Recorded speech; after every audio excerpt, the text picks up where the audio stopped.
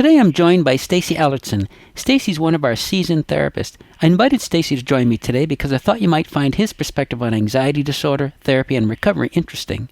Now, Stacey has seen anxiety disorder not only from both sides, as a sufferer and as someone who's successfully overcome anxiety disorder, but also from the vantage point of a therapist who helps others overcome anxiety disorder. Now, since the goal of AnxietyCenter.com is to help others, we thought you might find his comments helpful. So, hello, Stacey. How are you? I'm good. I'm hot, but I'm good. You warm over there, too? Yeah, it's a warm day. Yeah, same here. It's a hot one, which is nice. I'll take this over than what we had, that's for sure. Yeah, I'm not complaining. So thank you for joining me today, Stacey. As I mentioned when I set up our call, I have some questions for you. Are you ready to answer them? Sure. Okay, well, that's great. Well, my first question is, you've been a therapist for a while now. When did you actually start being a therapist? Well, I began as a pastoral counselor in 97, but I actually began practicing as a full-time therapist in 2003. So all in all, it's been about 9 years altogether. Okay, sure. And, a common question is, what prompted you to become a therapist? Well, you know what? I grew up feeling pretty isolated and lonely, not knowing that I was a very anxious and stressed out child. And at my core, I sort of knew that there was a part of me that desired to make a positive difference in the world. And in my mind, my mission is to help people realize that full potential. And I just believe that too often people think and feel like there's something external that's limiting them, but in reality, it's what they're saying to themselves that's holding them back. So my job as a therapist is essentially to help people realize that their full potential is only a moment away. Mm-hmm. So, can you tell us a little bit about your personal struggles with anxiety and depression? Yeah, certainly. I think anxiety began for me practically from the time I was born. For the first year of my life, I spent that in the hospital. I was raised also by a well-intentioned yet extremely anxious mom. When I was a child, I was afraid of my own shadow. I tried really hard not to let anyone see this, including my parents, but inside I was always feeling pretty terrified. I was afraid to go to school, say hi to girls, go to dances, confront the bullies, and even at times to go home. I was always expecting the worst to happen, and unfortunately sometimes it actually seemed like it did.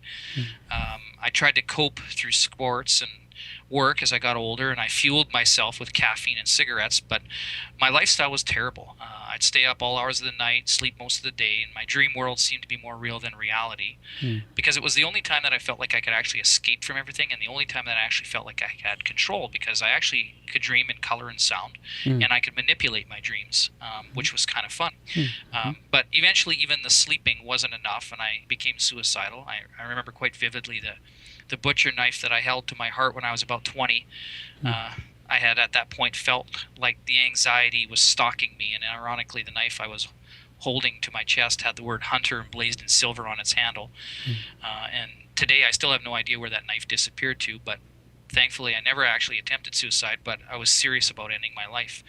So eventually God led me to Bible college and seminary, and it was during that time that I began to experience his calling in my life. And I still deeply was struggling with anxiety and stress at the time, but I just made myself extra busy, and therefore I would feed into that anxiety frenzy. But it wasn't until I was in seminary that I had my very first panic attack.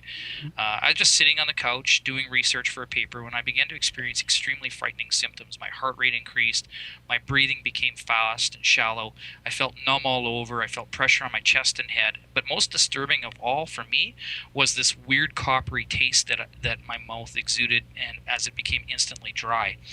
Immediately I thought, I'm having a heart attack, and so I did. I immediately laid down on the floor and did what every good male does. I tried to stop it, and I tried to fix it, which only made it worse. And I started thinking to myself, I'm going to die right here on my living room floor in front of my 4-year-old daughter. And these attacks lasted for almost daily for about a year. Was really disturbing, to say the least, but I became desperate. So I spent $400 for a highly advertised program being offered at the time to treat anxiety and depression. And with that program and the peer counseling I was receiving through my program while I was at seminary, I was able to determine how to overcome this condition and have been now anxiety disorder free for 10 years now. Oh, nice. So based on your experiences with anxiety and depression, do you think a lot of people can overcome it on their own with the use of self-help information alone? Well, I think that people can learn a lot about anxiety and about stress and depression through self-help information, but The answer is no. Mm-hmm. Anxiety and stress disorders require one-on-one therapy. I think that it's really important that we have someone outside of ourselves to help us recognize those underlying issues that contribute to our unhealthy lifestyles and false beliefs. There are many people out there, I believe, who truly don't understand what anxiety and stress disorder is. Mm-hmm. They have the head knowledge you can read in a book, but they don't have the practical experience that the coaches at the Anxiety Center have. And I believe really the only way to recover from this disorder is to work with a professional therapist who actually specializes in this, not only because they have the head knowledge, but they also have recovered completely themselves and therefore have the practical experience to connect to it, so that people aren't talking to an expert, but rather someone who specializes because they know how to counsel, but they also know how to overcome this condition. Right, right. It's interesting to say that, because when we first started helping people with anxiety, I was committed to, providing as much self-help information as I could, thinking that that would be sufficient. Even though I didn't overcome it on my own either with self-help information. And as we did that, we just saw people coming back and back and back and struggle with the same areas. And for me, it was a bit perplexing. Because they seem to be struggling over and over again, not getting much better. Yeah, they gain a little bit of distance, but that would be about it. And then when I look back on my own recovery, it was the help of a therapist who actually helped put some of the pieces together for me, because I couldn't see them either. And as the Anxiety Center grew, we recognized that how important therapy was, and it really is an important piece. So I fully agree with you. We can make some progress, but really to make complete progress, it really requires the help of someone else. Yeah. Absolutely. You bet. So all right. So based on that, so how does therapy help people overcome anxiety disorder? What does a therapist provide that self-help information can't provide? Well, first of all, I think quite often people need moral support as much as they need professional direction. And anxiety recovery is not something you can just quote unquote figure out on your own. What a therapist does is basically the therapist with the Anxiety Center, they have recovered and specialize in this disorder. And because of that, they're able to provide a special kind of assistance to help clients achieve progress in a way that I believe they could never imagine possible. Time and again, as I'm sure you're well aware, Jim, we get the clients who have already been through many, many programs, and by the time they get to us, they're at their wits' end. And I really believe that the anxiety therapists, coaches, counselors, whatever we want to call ourselves here at the Anxiety Center, we help clients identify those underlying issues and root causes for their unhealthy lifestyle that are stimulating that disorder. And quite often, I believe that clients need a professional to help them learn how to contain those emotions and feelings that they maybe didn't learn how to do as children. It's a skill that they cannot grasp nor learn totally on their own, only with the professional guidance and support of a specialist who understands anxiety stress disorder. Mm-hmm. Yeah, because even today there was a question posted on the discussion board that says, I understand it, but how can I accept it? How can I move forward in spite of how I feel? And you're right, there isn't, a 1 or 2 or 3 line or 3 paragraph summation that we can provide that's going to give them that skill set. It's required through practice and help and all those things, isn't it? Absolutely. And, we can offer all kinds of advice and direction and support, but the ultimate reality is that each client has to buy into what they're learning. There has to be a buy-in on their part, and until they buy into it, it's just information. So it's through coaching and through therapy that hopefully we can work with the clients and help them understand that there is a legitimate way to recover from this. This is not just all talk, that this is a reality, because we ourselves have fully recovered from anxiety. It doesn't happen overnight for any one of us, and I think that's an important point to make. It takes constant effort, practice, and due diligence. You cannot just go through this and expect a quick fix. Yeah, you bet. That's what I was just going to say, is so many people are looking for, I have anxiety, how do I overcome it? Expecting a short answer that's going to solve everything. But as you and I both know, that just doesn't exist. And anybody who offers that, I don't think is being realistic. Absolutely not, no. Yeah. All right, so what about, what would you say some of the realistic expectations of therapy are? Well, I think for me, first of all, people need to be clear about what full recovery looks like. Because we offer that. We offer full recovery. So, I think a lot of people think that full recovery means that I will never be anxious or experience stress again. Mm-hmm. Right? But that's not true. We all do. We all experience anxiety. We all experience stress. That's life. Okay? Here's what anxiety recovery looks like, in my opinion. You are no longer afraid of your symptoms. Okay? Mm-hmm. Your lifestyle is healthier. You'll have healthier boundaries. You're going to know how to contain your thoughts and feelings, and you're no longer reacting catastrophically. Instead, what you will be doing is you will be practicing living a balanced lifestyle that is less stressful and less stimulated, and you will have learned how to live in the moment. You're going to know the difference between sensations of stress and symptoms of anxiety. And you're going to know that you really don't have anything to be afraid of anymore, and you can dismiss whatever fearful thoughts or symptoms you may have as signs of stress and overstimulation. Nothing more, nothing less. This is where I'm at.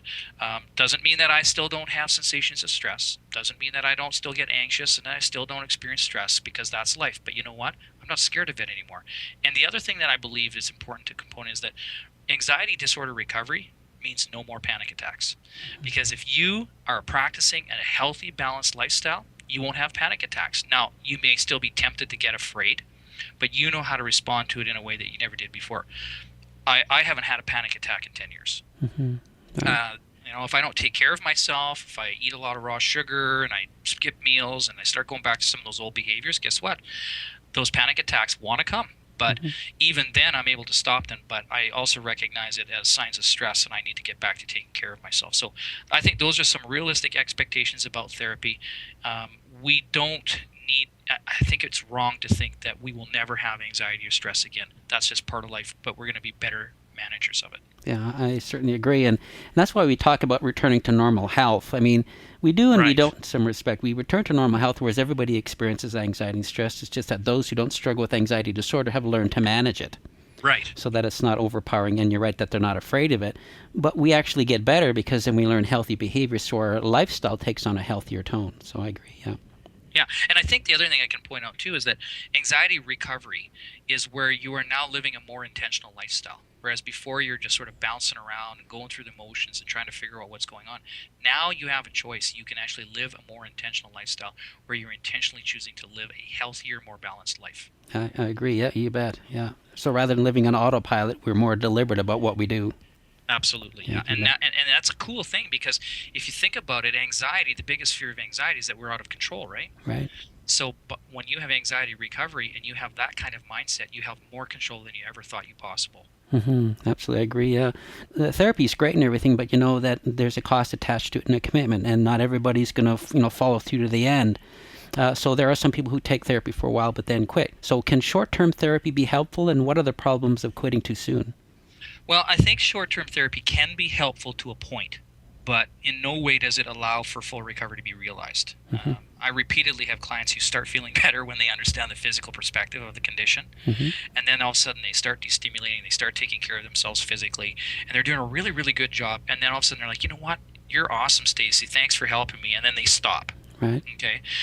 Until you know what those underlying issues are that created those underlying behaviors, those belief systems, what are the underlying issues that fed into those unhealthy behaviors and unhealthy belief systems, only when you can address them and reshape them will you fully recover from this condition. Because if you don't, if you stop too soon, if you just start feeling good and you don't really deal with why I'm a people pleaser, why I'm so driven, why I can't set boundaries, what are the reasons behind those behaviors, I can guarantee that the disorder will rear its ugly head again.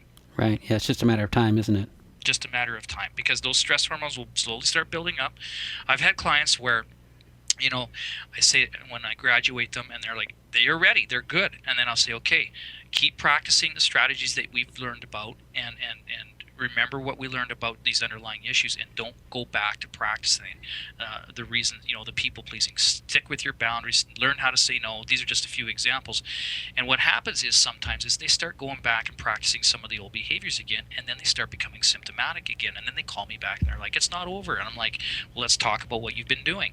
And here they acknowledge, no, I haven't been getting proper rest. No, I'm not eating properly. And they basically slip back into those old behaviors again. It's extremely essential that you learn what living a balanced life looks like. And if you go back to practicing those old behaviors, it's inevitable that you're going to become overstimulated again and start feeling the symptoms once again. Right. Yeah, you bet. Yeah, you bet. So what is your advice then to people who are considering working with a therapist? Well, that's a really great question, Jim, and I really appreciate you asking it, because I think it's extremely essential that when clients are considering working with a therapist, look at it as the most important investment you will ever make in your life, because in reality, you will actually save it. Mm-hmm. You can buy a house, you can change your investment advisor, but your kids only have one mom and dad. Your spouse only has one husband or wife, hopefully. So don't throw away the biggest opportunity you will ever have to make an impact in those you love by living a healthier lifestyle and becoming an anxiety disorder-free client forever, and being free to live the life. I really think that I don't know where I would be if I hadn't overcome this disorder. Well, I think I know where I'd be. I certainly would be a wreck.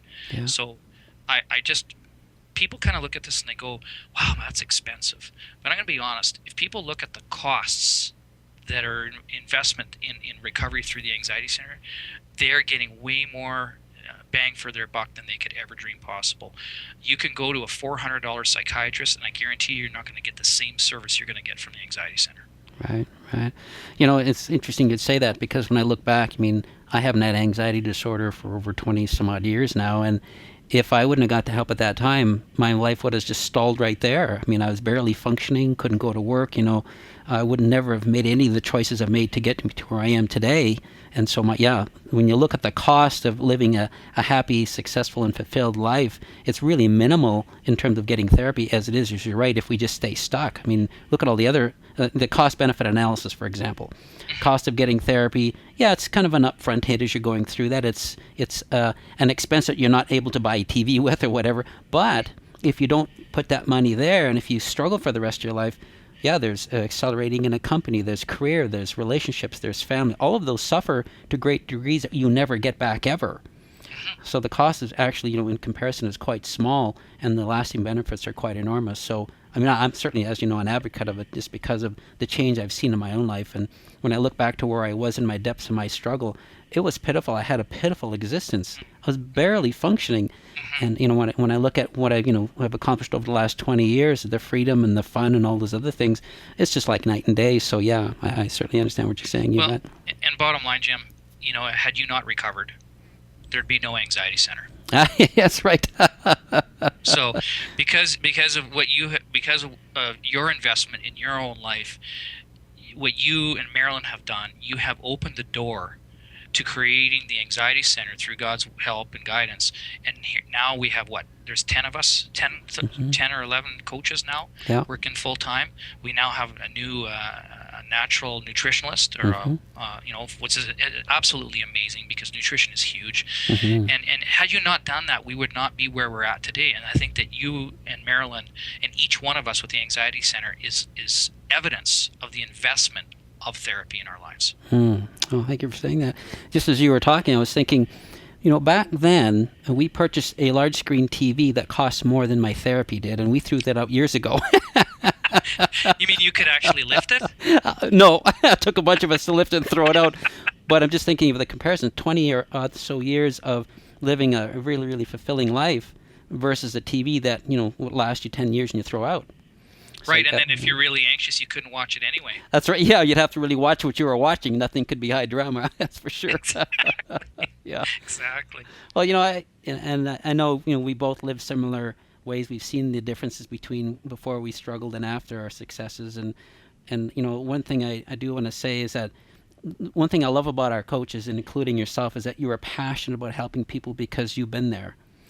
You bought the T-shirt, you know what it's all about, and you help people because this is what you've chosen to do. This is a passion you have, and it's so great that we see the successes we do. I wish more of our success stories would come back and tell others of how they succeeded, but once they get healthy, they're on their way and they're living their lives again. So, but absolutely. So, again, it's great that you could join us today. And I do want to have another conversation, as you and I talked about before, to continue to ask questions about it, because it is, I think, important for members to hear our side of it. I mean, you've seen success story after success story like we have, where people come to us where they're completely devastated. Their families are barely hanging together. And as they put in the time and the work and the effort, all of a sudden, not only have they resolved those relational things and their families are supportive again, but now they're living fulfilling and rewarding and content lives. And, the amount of thanks that we get, well, it's greatly encouraging. You see the difference in their lives and in the lives of others, as well as you mentioned another piece too, which is important, is the positive impact they have on their children. Absolutely. So, I mean, so many times, probably like you, as one of the clients would say to me, I'm so thankful that I worked through my issues because I had no idea how I was turning my child into an anxious person. And so they're Absolutely. able to make those changes. So it's just greatly fulfilling on our side. Again, from the person who's considering therapy or working through therapy, it's not an easy process, is it? No, no, it's to go into this expecting that it's going to be a smooth ride is really, um, I'll be honest, blunt. It's disillusional. Yeah. It isn't like that. You know what? Your life is worth fighting for. Okay, Mm-hmm. our lives are worth fighting for. Yeah. God created us. We are special creations. We're worth fighting for. He died for us. Yeah. Why would we not want to fight for ourselves as well? So I really encourage people to, fight for that joyful life that they have. And what I mean by fight is don't give up, don't give in, continue to work. And the one thing about recovering with anxiety is it's not something that you do actually have a battle with. Mm-hmm. In fact, the way to beat it is to not fight it. That's the irony. Yeah. Don't fight it. Let it go. Let it run its course. Don't react to it. By reacting to it catastrophically and fighting against it, almost like you're in a war, actually makes it worse. That was the biggest thing that I learned. Don't fight it. Ride it out. Mm-hmm. And that's the big thing. So, but you know what? You got to fight for your life too, and and that means sometimes fighting for your life means I got to invest in therapy. And one last thing too is that we coaches at the Anxiety Center, we don't want the finances to be an additional stressor to our clients. That's why we offer biweekly sessions as well. Yeah. We just want them to get help, Mm-hmm. and we want them to experience what we've experienced. And for me, there's no greater reward than when a client says, you know what, there was a time when I couldn't leave my house, and now I have a job, I can drive my car. It's hard to put into words the gratification that we get when our clients are graduated. Mm-hmm. Absolutely. And you said, well, those things are powerful statements. One thing I wanted to add to that too is you're right. Fight for your life. Too many of us settle for less. I mean, I could have settled for being, having a very, very minimal and hardship life at that particular point had I not chosen to do that. I could have settled, and I could have struggled for another 20 years.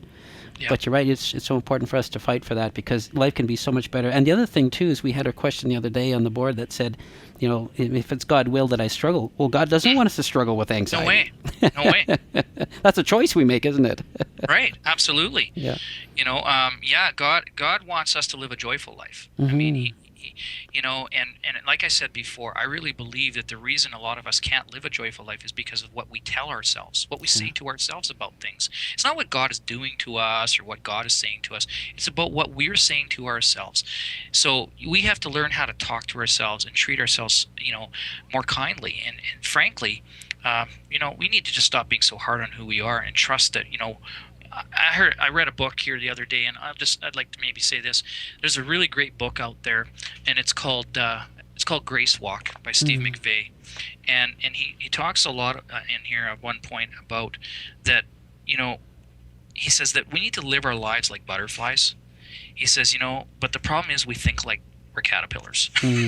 That's right. And we're still crawling around trying to eat the leaves, and stuff. But we're really butterflies. We should be out flying and enjoying life. You know what? And the cool thing about a butterfly is that when you allow yourself to fly and be the beautiful person that you are, people are going to admire you. They're going to want to know more about you. And you know what? You're going to have a huge impact on the people around you. So I guess the one thing I want to tell people is be a butterfly and fly. Stop being a caterpillar. That's right. Sounds good. One last question is one of my clients, we had talked for a long time, and she finally came to the conclusion. She says, you know what, Jim, one thing I've just dawned on me is that I have to take personal responsibility for where I am in my recovery and my condition. So how important is taking personal responsibility?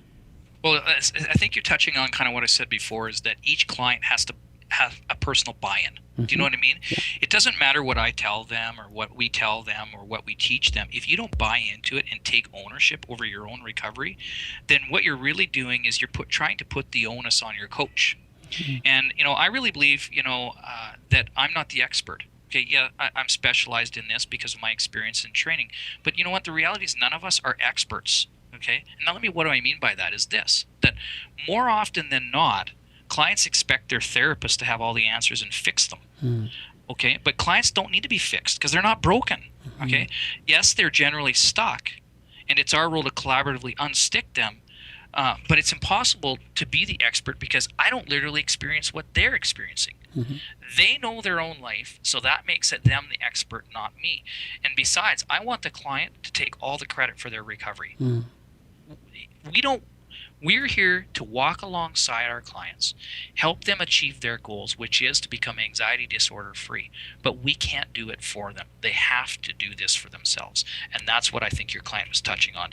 They got to buy in and say, the only one who can really do this is me. And once you acknowledge that, it's an incredibly rewarding experience. Mm-hmm. Absolutely. Yeah, I fully agree. You bet.